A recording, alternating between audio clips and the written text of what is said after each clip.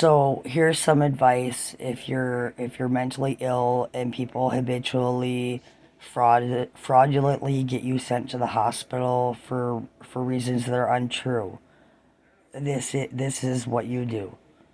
When the cop comes and someone has accused you of something or being off your meds and it's untrue, um, don't say much of anything to the cop except that the other person has done something to you. You have not done anything, and you would like to press charges against the other person for fraudulent accusations and the other things they've done to you. Let the cop take you to the hospital.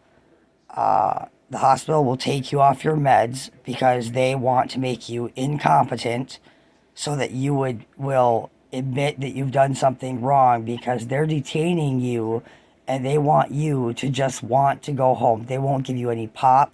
They won't give you anything that you enjoy. They'll treat you like a prisoner so you hate it. They just want you to admit that you've done something wrong by treating you so bad that you want to go home.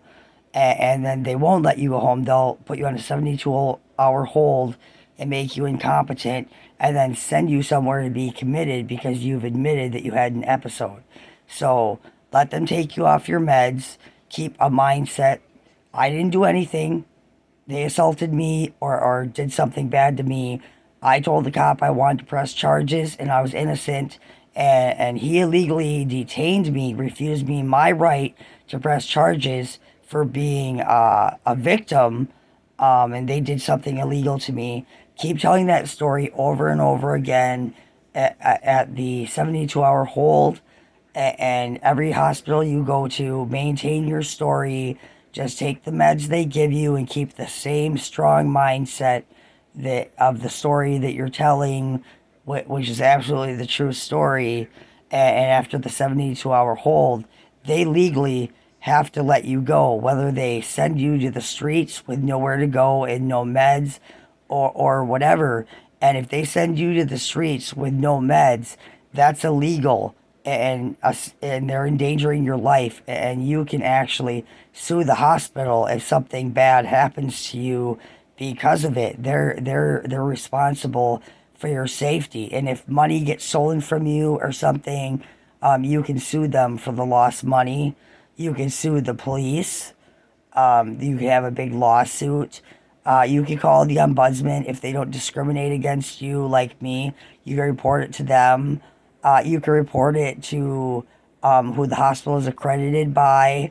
Um, Quality reporting agencies, what the hospital did to you, taking you off all your meds, then releasing you to the streets with no medication and in an unsafe condition because they released you with no medication and homeless and nowhere to go, or things like that. So maintain the same story. Remember to just keep it in your head. I'm going to tell the same story, the same true story. I was a victim. They did something illegal to me.